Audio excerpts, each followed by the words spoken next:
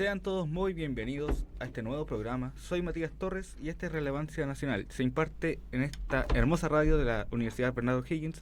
Y hoy, para comenzar, tenemos a dos grandes invitados: a nuestro decano Jorge Van de Wingar y a nuestro director Luis Cortés.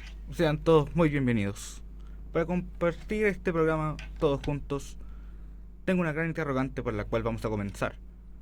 La primera gran interrogante es: ¿cómo la universidad ahora tiene un papel más importante para formar nuevos abogados?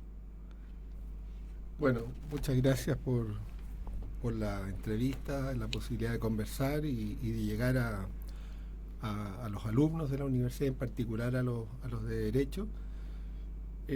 Bueno, efectivamente la universidad siempre está preocupada de mejorar su calidad académica, sus programas de estudio, sus metodologías, de modo de ir formando a los futuros profesionales conforme a los estándares que la sociedad actual, que va cambiando vertiginosamente, al mismo tiempo va exigiendo. Y en ese sentido, justamente este año 2025 la universidad decidió, en realidad a fines del año 24, dar impulso a un proceso de innovación curricular que abarca todos sus programas de pre y posgrado, muy ambicioso, algo similar al que se hizo en el año 2019. Han transcurrido 5 o 6 años, un periodo suficiente para revisar los planes de estudio, los perfiles de egreso de las carreras. Y bueno, y la carrera de Derecho no se ha sustraído de eso, y efectivamente hemos estado este año trabajando en un nuevo perfil de egreso y en un nuevo plan de estudio de cara ya a la admisión 2026, pero que también va a implicar que se sumen los alumnos que actualmente cursan primero y segundo año en la carrera, que son las cortes 2024 y 2025. Y este plan, creemos que este nuevo plan de estudio y perfil de egreso consolida una formación sólida en lo jurídico fundamental, que es lo que pensamos se requiere de cara a los desafíos del futuro, y en particular enfatizando las habilidades en investigación de los futuros abogados y abogadas de la universidad. Perfecto. ¿Y este cambio cómo fue impartido? ¿Cómo se ha pensado? ¿Cómo se ha logrado implementar a lo largo de este tiempo? Bueno, hay un cronograma que fija la universidad para el cual todas las carreras y programas se tienen que sumar, y eso implicó que durante el primer semestre que acaba de terminar nos abocamos justamente a la elaboración de los nuevos perfiles de egreso de cada una de las carreras, para lo cual también se hace un proceso de consulta interna y también se valida con en este caso abogados destacados externos que validan que el perfil de egreso efectivamente construido responda a los estándares de lo que se buscaba. Y una vez construido el perfil de egreso, se adecúa también el plan de estudio de la malla, porque tiene que haber una correlación entre lo que declara el perfil de egreso, que se va a lograr por el graduado, y el plan de estudio, que es el que conduce al logro del perfil de egreso. Y eso implicó también, por supuesto, realizar algunos ajustes en la malla, y eso ya culminó, y en agosto, recién pasado, el rector sacó los decretos respectivos que aprueban los nuevos perfiles de egreso y planes de estudio de todas las carreras innovadas y programas, y ahora este semestre hasta diciembre lo que corresponde es elaborar los nuevos planes de las asignaturas, los programas de las asignaturas, que en el caso de Derecho no hay, es más bien, digamos, se eliminaron algunas asignaturas de la malla antigua, pero las tradicionales mantuvieron, por lo tanto probablemente nuestros programas en ese sentido van a tener ajustes menores y van a ser bastante similares a los que los estudiantes ya tenían antes de la innovación en esos ramos troncales, por supuesto. Claro, por supuesto. Ahora, una pregunta para ambos: ¿cuál sería el futuro que se prevé para la carrera de Derecho? ¿Cómo está? Primero que todo, gracias por la invitación. Estas instancias son importantes, ¿cierto? Pues, uno, porque quiero entender, ¿cierto? Uno, que esta entrevista dirigida a la comunidad estudiantil y en particular, ¿cierto?, a nuestra carrera de Derecho. Y respecto, ¿cierto?, de su pregunta, yo siento que es avisora un gran futuro respecto, ¿cierto?, de lo que queremos y lo que se está implementando, precisamente este rediseño encabezado por nuestro decano. Claramente, ¿cierto?, enfatiza ciertos temas que de los que nos tenemos que hacer cargo, y uno de esos, claramente, es el tema de la investigación. Yo siempre, y soy enfático en decir que no todo es litigación. También existen otro tipo de áreas y precisamente este cambio está apuntando a ello, ¿ya? Respecto, ¿cierto?, insisto, de los cambios que se vienen en cuanto a lo que es nuestra malla, tal como lo indicaba nuestro decano, existe un menor número de asignaturas porque llega un momento en que tenemos que detenernos y ver y decir, a ver, ¿qué es lo que tenemos? ¿Qué es lo que queremos ofrecer? ¿Cuáles son los nuevos desafíos que se nos presentan? Y uno de esos nuevos desafíos era revisar precisamente el contenido que estábamos presentando a nuestros estudiantes, es decir, son 70 y fracción asignaturas. De estas 70 y fracción, ¿cómo nosotros podemos captar y entender que cada una de estas asignaturas, sin perder la calidad, sin perder la finalidad, ¿cierto?, que tiene cada asignatura, podemos presentar un programa que sea, uno, atractivo, que nos lleve menos cantidad de asignaturas, que en este caso son 56, y en definitiva no perder primeramente el estándar, segundo la calidad y la finalidad que uno como director y a su vez también como escuela busca, que precisamente que todos estos beneficios vayan apuntados a ustedes en su proceso académico. Yo creo que, e insisto, tengo la confianza absoluta de que este proceso nos va a llevar beneficios, tanto desde el punto de vista, insisto, académico, desde el punto de vista también apuntado a nuestros alumnos, porque creo entender, ¿cierto?, que el trabajo que se está realizando, encabezado por nuestro decano, es un trabajo fiel, ¿cierto?, a lo que estamos buscando, que es volver a lo tradicional, más que en definitiva ver eventualmente cambios profundos. Perfecto. Decano, ¿cuál sería su opinión ante el futuro que se prevé a la carrera de Derecho? Bueno, lo que estamos buscando, y como señala el director, es privilegiar la formación jurídica tradicional, pero con algunos aditamentos, digamos, que es precisamente un rigor académico que aumente los niveles de exigencia, de modo tal que la formación sea más consolidada. Este desarrollo que hacía mención el director de las competencias en materia investigativa, que nos parecen fundamentales para enfrentar este mundo con la inteligencia artificial, con el cual existe el riesgo de la suplantación de profesionales o de eliminar áreas de actual desarrollo profesional. Y pensamos que una persona que tiene competencia investigativa subsume eso previamente juicios, la capacidad de tener juicios críticos y una capacidad analítica más profunda. Y eso pensamos que son herramientas que son fundamentales para, entre comillas, lidiar con un mundo donde irrumpa la inteligencia artificial. Entonces,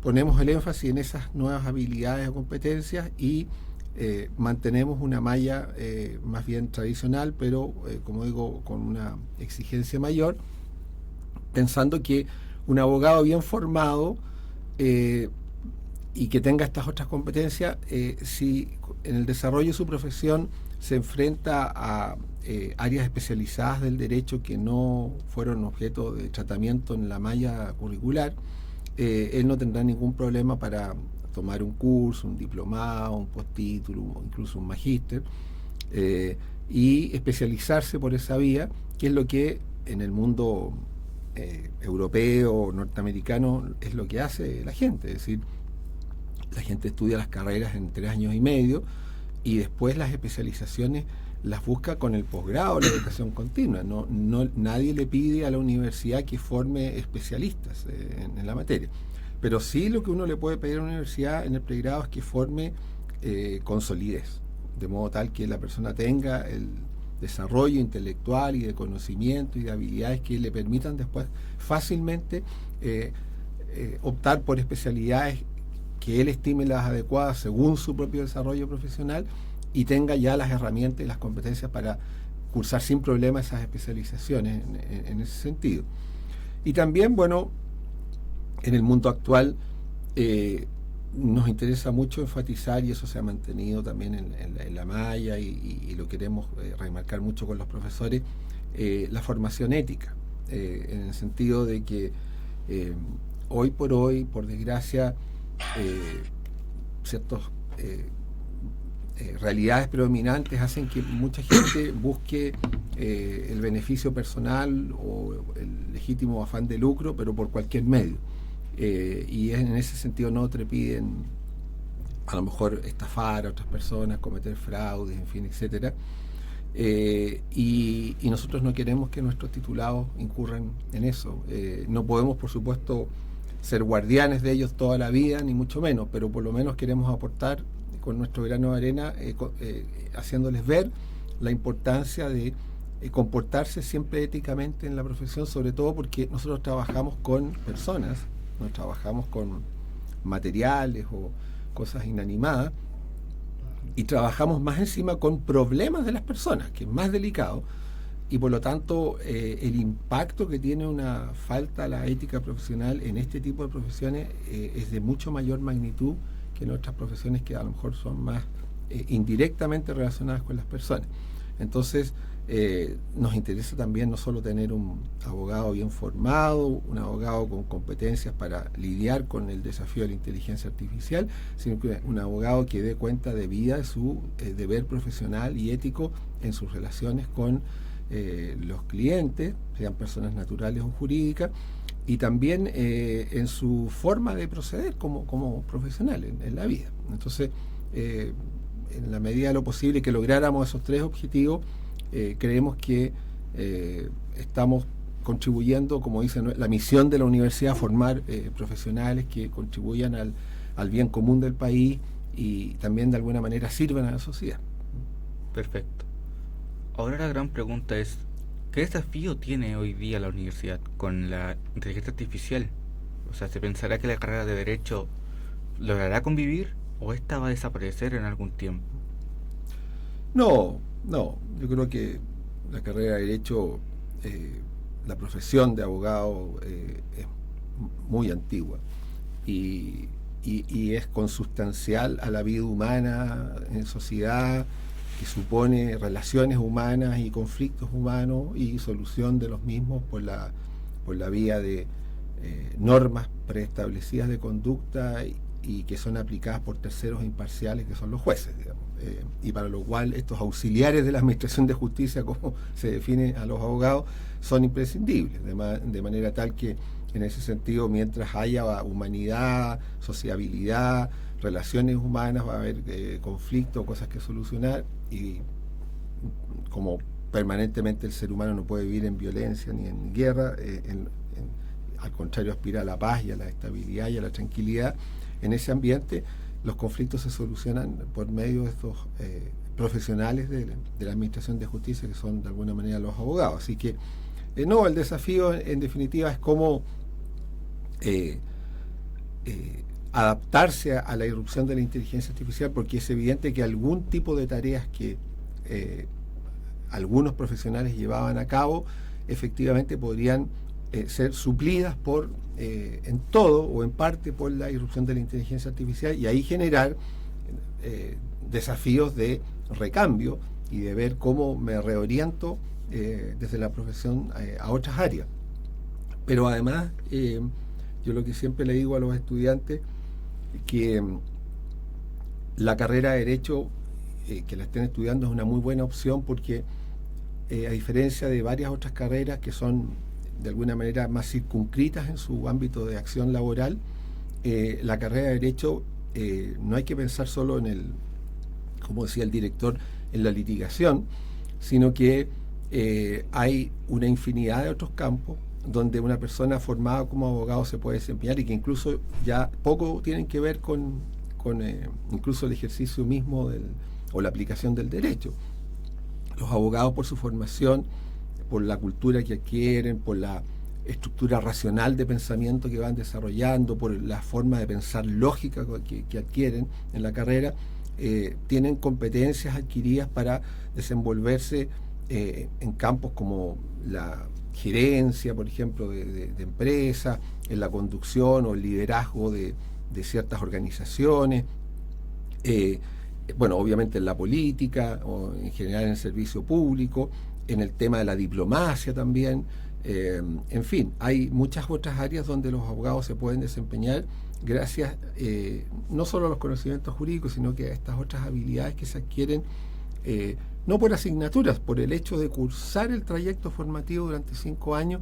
Se desarrolla, como digo, una forma de ver la realidad, de estructurar el pensamiento, de racionalizar más las cosas, de distinguir cuando hay que distinguir, de entender cómo funcionan muchas cosas también, porque como muchas cosas funcionan a través de las leyes, si uno conoce la ley entiende cómo funcionan las cosas, y eso me coloca en una posición un poquito más, yo diría, privilegiada frente a otros para abordar desafíos laborales de distinto tipo. Entonces, incluso aunque la inteligencia artificial golpeara algunas áreas del ejercicio profesional tradicional, siempre queda esta posibilidad, por la formación que se tiene, de irse hacia otras áreas y desempeñarse bien, porque hoy día uno puede ver que hay abogados en áreas pero completamente distantes de la profesión y que lo hacen muy bien. Perfecto. Ahora, yo me quiero tomar de lo que indicaba, ¿cierto?, el decano respecto a la inteligencia artificial. Hay un elemento, a mi criterio, que la inteligencia artificial no tiene, que es el concepto de la emoción. Porque, por ejemplo, si nos vamos a la práctica, una demanda de alimento, sabemos que existen porcentajes que la ley establece, como mínimo. Y efectivamente, eventualmente si tú le solicitas a la inteligencia artificial que redacte la demanda, la va a redactar quizás de forma fabulosa. Pero si las partes no llegamos a acuerdo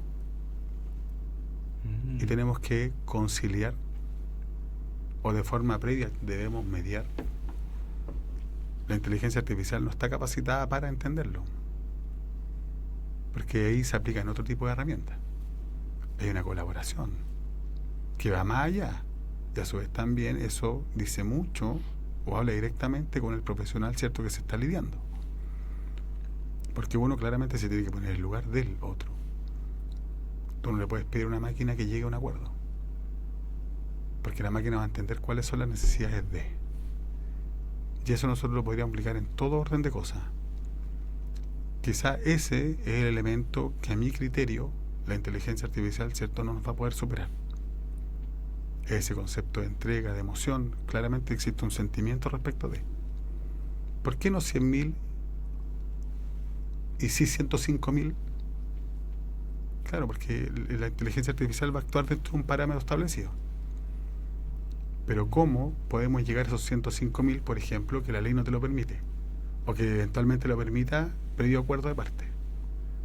Entonces, mientras la inteligencia artificial no nos reemplace desde el punto de vista racional, emotivo, porque también es un concepto de emotividad, yo creo que va a ser muy difícil que eventualmente se nos pudiese reemplazar. Y respecto de lo otro, y también tomándome esta inteligencia artificial, yo le explico a mis alumnos que no debemos temer a la inteligencia artificial. Debemos utilizarla en pro, pero con cuidado, porque la información que nos entrega, el 40-50% eventualmente pueda ser fidedigna. Y ese otro trabajo es cierto que tenemos que realizar. Y yo doy el ejemplo. Cuando yo aprendí a sumar, me dijeron que 2 más 2 era 4.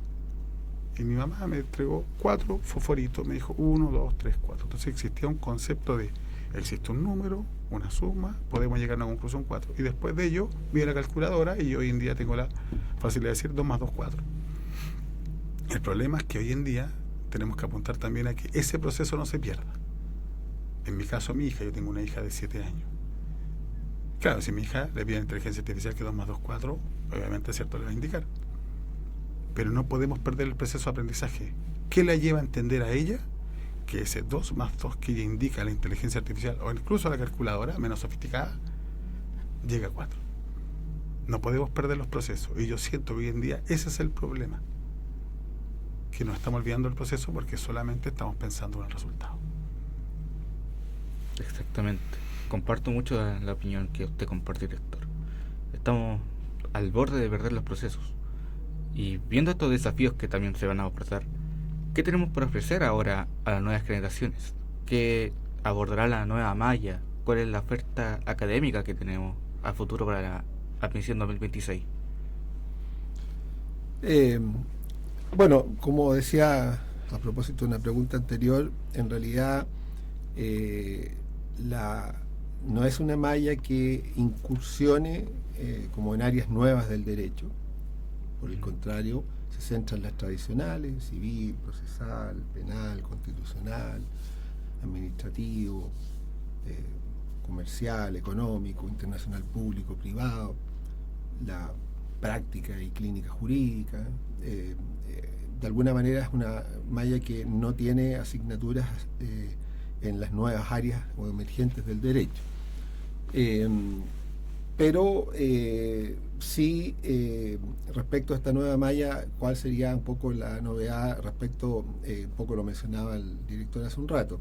Es una malla más liviana, tiene menos cantidad de asignaturas, porque preferimos, como digo, privilegiar la formación más profunda y más sólida en las asignaturas troncales que una dispersión en un montón de asignaturas, que el alumno se encuentra de repente con, no sé, 9, 10 asignaturas en un semestre y al final como que aprende una mediana nomás de cada una. Preferimos que sean menos, pero con mayor profundidad. Y también yo diría que el otro elemento fundamental de la nueva malla tiene que ver con el examen de grado, porque en definitiva, saliéndose del modelo tradicional donde el examen de grado se rendía posterior a haber egresado, o sea, una vez que el alumno completaba el plan de estudio, entraba un periodo de 3 años que tenía para preparar, rendir y aprobar el examen de grado. Ahora la idea es que el examen de grado sea parte de la malla, como de alguna manera lo es con la malla innovada que hoy día está vigente, pero la diferencia es que en la malla que hoy día está vigente el examen está parcelado en 3 partes, que son en segundo año, en cuarto año y en quinto año, por la rama de la clínica jurídica, y donde los alumnos dan una primera parte del examen que vale un 20% en segundo año, una segunda parte que vale un 30% en cuarto año y el 50% restante es al finalizar quinto año. Lo cual, si bien por un lado asegura la idea de que el grado se rinda durante el trayecto formativo y no de manera posterior como era de manera más antigua, también la parcelación del examen atenta un poco con la adecuada visión global que uno espera que el alumno tenga al finalizar el estudio, y que era un poco el objeto del examen de grado tradicional. Este fraccionamiento hace que los alumnos vean estas primeras partes como casi una prueba más, digamos, y no como realmente un examen de grado. Y por otro lado, los resultados, estadísticamente hablando, también no eran sustantivamente mejores que con el sistema antiguo del examen post-egreso. Entonces, ahora, además con esta irrupción del desafío de la investigación, decidimos que efectivamente se mantuviera la lógica de que el grado estuviera inserto en el plan de estudio dentro de los 5 años, al final, por supuesto, centrado al final, porque es la culminación del trayecto formativo. Entonces era muy raro que un alumno ya en segundo año estuviera rindiendo una parte del examen de grado, digamos, si en segundo año todavía recién se está empezando a formar y ya le estábamos tomando una parte del examen de grado. Eso era una cosa un poco rara. Entonces es al final, en el 10º semestre. El 10º semestre lo dejamos completamente desprovisto de otras asignaturas. O sea, el alumno en 10º semestre, si no se ha atrasado, va a tener solo una asignatura, que es trabajo de grado. De modo tal que todo su tiempo, su dedicación, su esfuerzo lo coloque en esa asignatura, con el objeto de que efectivamente la apruebe, porque al aprobar la asignatura se gradúa. Y por lo tanto egresa después de los 10 semestres en tiempo formal, graduado como licenciado en Ciencias Jurídicas.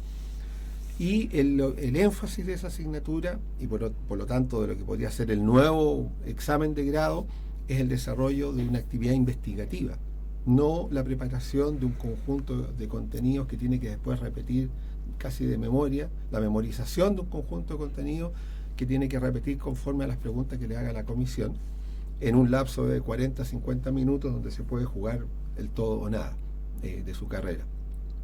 y que tenía una carga emocional muy pesada para los estudiantes. Entonces, el punto es que ahora, en cambio, es un poco un proceso donde durante un semestre el alumno, obviamente con el apoyo de un profesor, tutor, guía, además profesor experto en investigación, no en litigación, lo asesora para que vaya construyendo su trabajo investigativo, que se califica obviamente como texto escrito, y después se hace una defensa oral ante una comisión de ese mismo trabajo investigativo que el estudiante lleva a cabo, y que debería resultar más accesible porque es su propia investigación. De hecho, como normalmente ocurre en esos casos, a diferencia de lo que ocurre en la interrogación, donde los que saben son los profesores que interrogan al alumno que intenta estar a la altura, acá el que sabe el tema es el que lo investigó, o sea, el alumno. Y los profesores son los que se acercan a la investigación que el alumno sabe y domina probablemente más que ellos, porque él investigó en profundidad el tema. Entonces se produce un cambio como en la correlación de fuerza. Ahora es el alumno el que expone desde su investigación a una comisión que intenta comprenderla y le hace preguntas para eso. Entonces la posición del estudiante frente a la comisión es distinta que ante un examen tradicional. Y además en los 2 semestres previos, que es otra novedad que tiene la malla, en el semestre 8 y 9, se introducen los cursos de metodología de la investigación cuantitativa y cualitativa, es decir, durante un año el estudiante se va a estar preparando y le van a estar enseñando cómo investigar, en el ámbito jurídico, obviamente, que es lo mismo que investigar en química.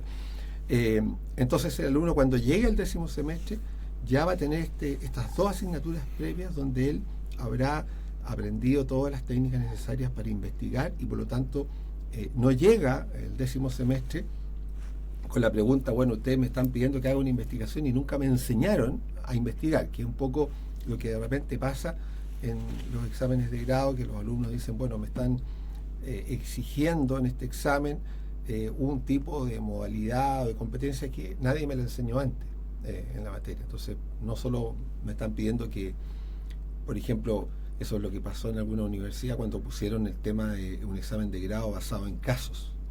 Entonces, claro, le entregaban un caso al estudiante y él tenía que estudiarlo y después le preguntaban sobre el caso.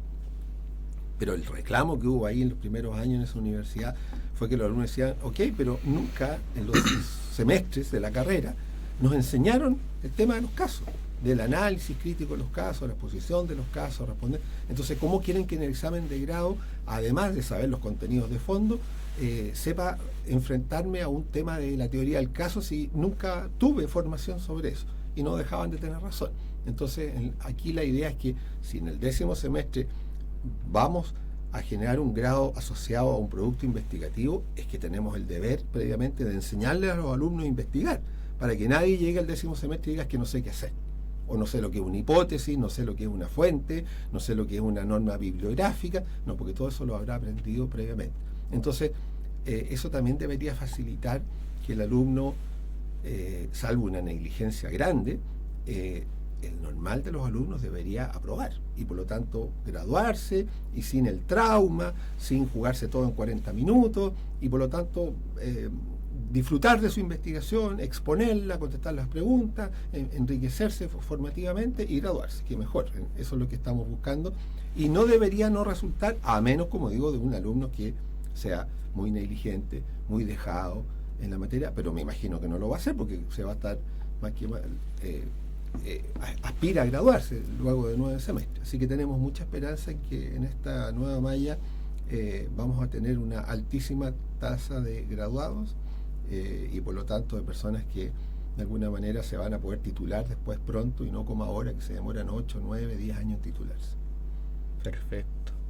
¿Y cuál es el mensaje que ustedes dejarían hoy en día a las nuevas generaciones que se interesan en estudiar Derecho y que quieren estar en esta universidad? Bueno, yo siento que lo primero que tenemos que entender es que debe existir claramente un compromiso social. Yo soy un convencido, y siempre lo comento, ¿cierto?, con mi estudiante, que cada uno, ¿cierto?, es una herramienta, y que esta herramienta está al servicio precisamente de lo que es nuestra sociedad. Es por ello que nosotros tenemos que entender, ¿cierto?, que debemos cumplir dicho rol. Ese rol, ¿cierto?, debe estar aparejado con los principios, por los valores, ¿cierto?, que primero nos han inculcado desde la cuna y a su vez también que esos se refuerzan en nuestra universidad. Eso es lo primero.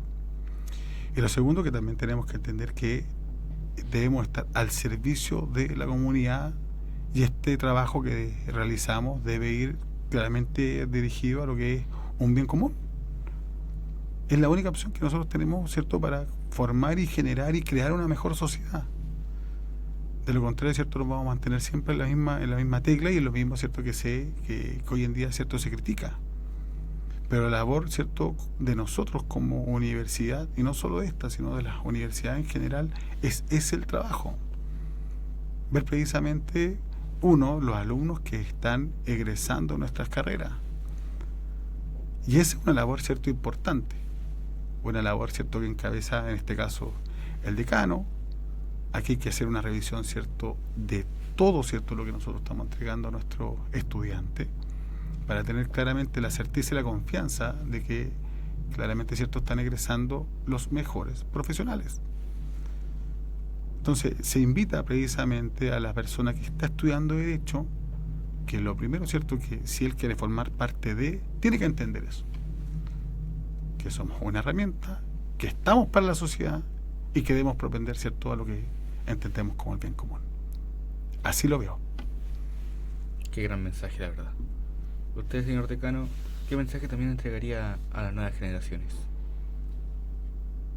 Bueno, yo creo que en un mundo como el que estamos viviendo, donde por desgracia vemos que la convivencia se deteriora por infinidad de factores en muchos países, de lo cual Chile por desgracia no está ajeno. La idea de seguir reafirmando el imperio del derecho como forma de organización de la sociedad y como forma de convivir armónicamente y, como decía al principio, resolviendo los conflictos de acuerdo a criterios de justicia o en su caso de equidad,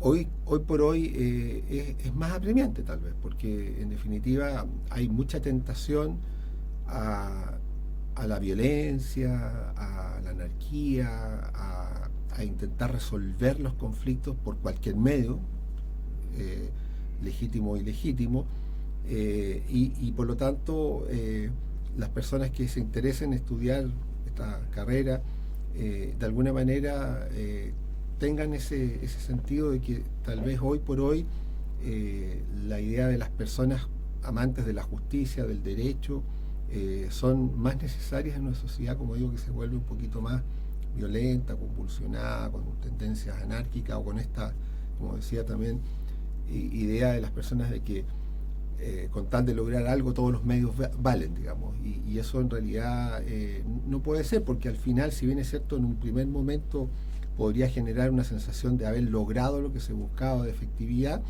eso tiene costos que al final del día, como todos los costos, se terminan pagando. Entonces, a veces nos encandilamos con el logro de un objetivo para el cual usamos todos los medios, pero el tema es cuál fue el costo, y no solo el que se dejó hacia atrás, sino que el que vamos a tener que empezar a pagar después, ¿no es cierto?, de esa situación. De alguna manera,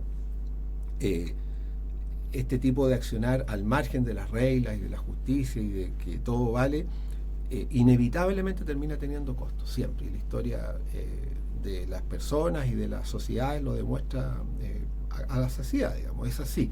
Entonces, yo creo que haya personas que les interese estudiar la carrera de Derecho, por supuesto que hay un legítimo afán de ganarse la vida, ¿no es cierto? Al final las profesiones también son un medio para eso, para ganarse la vida, ¿no es cierto?, y para lograr otros objetivos ulteriores más relevantes, como, no sé, una familia, hijos, en fin, ayudar a otras personas, etcétera.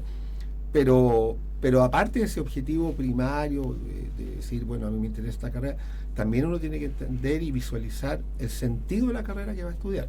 y en este caso lo que decía tiene que ver con el sentido de la carrera de Derecho. O sea, ¿por qué yo elijo Derecho? ¿Solo porque es una especie de caja pagadora, digamos, o porque en realidad también entiendo que en mi futuro rol de profesional voy a ser importante en la sociedad en la cual estoy viviendo y en la sociedad que le voy a legar a mis hijos si que lo tengo en la materia? Exactamente, porque hoy en día vemos a muchos profesionales que se enfocan mucho en la parte económica del derecho y se pierde mucho a veces esa vocación de servicio, ese bien común, lo cual nos deja también entrever el problema ético que se ha logrado tener este tiempo. Así es. Así que agradezco mucho a la universidad que ahora esté formando a nuevos profesionales con ese sentido ético y que no pierda la vocación. Es un gran mensaje que podríamos dejar a las nuevas generaciones y también el nuevo impulso que podría tener el derecho. Así es. Así que ahora vamos a una pregunta un poco más problemática, porque se ha comentado mucho entre los alumnos que estos cambios son difíciles y que muchos no están muy de acuerdo. ¿Qué le dirían a los estudiantes que ven estos cambios como amenazantes? No, yo creo que hay una natural inquietud. Cuando vienen los cambios, siempre se genera una natural inquietud por la incertidumbre que nos sacan de la zona de confort y no sabemos si aquello a lo cual estamos transitando será bueno, más o menos, o malo. Entonces es natural que surja esa inquietud. Más bien sería raro que no surgiera. Pero el principal antídoto ante esa incertidumbre o ansiedad es la información. Es la información. O sea, enterarse por las fuentes oficiales, que en este caso el director, yo, o el vicerrector, en fin, que son los que de alguna manera autentifican los cambios. Enterarse no por redes sociales, por rumores, por comentarios, por incluso de personas que pueden ser hasta profesores, pero que no han participado del proceso. O sea, por eso hay una estructura. Entonces, lo importante, antes de emitir opiniones, comentarios, etcétera, es escuchar y hablar con las autoridades, que éstas les expliquen el sentido de los cambios, como esta misma entrevista que ha servido mucho para eso. Y de ahí, bueno, primero procesar eso, ¿no es cierto? Y a lo mejor ya escuchando la lógica de los cambios, su justificación, etcétera, darse cuenta que en realidad esa ansiedad, esa incertidumbre, etcétera, no eran tales. Ya la ignorancia habrá desaparecido porque escucharon en qué consisten los cambios. Y por supuesto después puede haber igual un comentario adicional, una duda, mire, esto me gustaría aclarar, etcétera. Y eso, por supuesto, siempre habrá la voluntad de escucharlo y ver cómo canalizarlo en la medida, por supuesto, de las posibilidades, porque no hay que olvidarse que los roles que tiene cada uno en la institución. Es decir, el alumno viene a la universidad a estudiar, no viene, por ejemplo, a él cambiar la malla de estudio o a ser codecisor de qué es lo que se va a estudiar. ¿Cómo podría un alumno saber si la malla A es mejor que la B, si él ni siquiera ha terminado la profesión? ¿Se fija? Entonces, en ese sentido, no porque los profesores sean más inteligentes ni nada por el estilo que los alumnos, sino que simplemente han transcurrido más años, ya están titulados, ya conocen el ejercicio profesional y tienen simplemente ese acumulado que por razón biográfica el alumno no tiene, o por razón de que todavía no se ha titulado. Entonces, en toda la sociedad, vivimos en una sociedad del conocimiento, lo proclamamos Urbi et Orbi. Bueno, y aquí simplemente los más viejos o los que tienen más experiencia ya tienen ese conocimiento y lo transmiten de manera formalizada en una institución que se llama universidad a quienes lo quieren adquirir. Por lo tanto, quienes llegan en la postura de no lo sé y quiero formarme y adquirirlo, no están todavía con la legitimidad conceptual y sustantiva para entrar en una especie de diálogo de par con quien tiene ya la experiencia y el conocimiento, como opinar, mira, a mí me parece que la malla debe tener 15 asignaturas y no 10. Bueno, ¿y qué legitimidad conceptual sustantiva tiene él, si todavía recién está aprendiendo, para entrar en ese tipo de cuestionamientos? Entonces, por eso en la vida hay roles de jefes, empleados, padres, madres, hijos, profesores, estudiantes. Por algo la sociedad milenaria inventó esos roles, porque si somos todos iguales, entonces no hay roles. Entonces, en ese sentido, hay algunos que pierden ese sentido común primario en la materia. Entonces, Yo creo que es legítimo tener, insisto, la inquietud, la ansiedad, la duda. Lo primero es que hay que informarse en las fuentes oficiales, conversar, aclarar las dudas, hacer las preguntas, eventualmente formular los reparos que pueden seguir siendo legítimos. Las autoridades tomarán nota de esos reparos, verán de qué manera, de alguna forma, se estructuran o se canalizan, si es que son procedentes, si no, no nomás, punto. En la vida también los estudiantes tienen que entender, porque son jóvenes, que le van a decir no muchas cosas, desde la polola que le piden, a lo mejor pololeo, y le va a decir no me gustas, y hay que aceptarlo, porque no. Entonces los alumnos tienen que entender que a veces hay no, y punto. Es que yo quiero esto, está bien, pero no, punto, porque no procede, porque no corresponde, ¿se fija? Entonces, en ese sentido, es un problema de maduración personal, aprender a aceptar que en la vida hay sí, hay más o menos, y hay no, y uno tiene que aceptarlo en la materia. Entonces, en ese sentido también, yo creo que es importante en estos procesos aprender de eso también, que es un poco de humanidad. Pero todo esto en el marco de la buena fe, es decir, tampoco puedo plantear el tema como, las autoridades de la escuela me quieren perjudicar, me quieren dañar. ¿Cómo vamos a querer eso? Si nosotros lo que queremos, al contrario, es formarlos bien y que se gradúen rápidamente para que se inserten rápidamente al mundo laboral y con ética y con los valores de la universidad. Eso es lo único que queremos, ¿se fija? Entonces, en definitiva, además empezar a como deslizar que hubiesen otras intenciones, es un mal pensar que preocupa también, porque no queremos personas mal pensantes, por así decirlo, así que busquen en el fondo conflictos donde no existe, que busquen mala fe donde no existe, porque esa no es una buena forma de aproximarse a la vida, y presagia una complicación también desde el punto de vista profesional, porque un abogado que tiene esa perspectiva es más fácil que el día de mañana derive a conductas que no son las deseables. Entonces, en ese sentido también nos preocupa un poco esa situación. Pero eso, o sea, por lo menos las reuniones que ya yo he tenido con estudiantes de la carrera en estos días, explicando la nueva malla y se han informado, he visto que efectivamente todos han entendido la naturaleza de los cambios, y a juzgar por las preguntas y los comentarios finales se ve que lo entendieron y asumieron que efectivamente era un buen cambio, no era un mal cambio. Entonces, yo creo que esa es un poco la respuesta. Bueno, en conclusión, se vendrán tiempos mejores para la carrera y hemos llegado también al cierre de este programa, así que agradecemos mucho su participación, también tanto a usted, director, por su participación y también aceptar esta invitación. Así que nos veremos en un próximo capítulo y abordaremos nuevas temáticas también, así que esto ha sido todo. Muchas gracias. Muchas gracias. Gracias por la invitación. Gracias.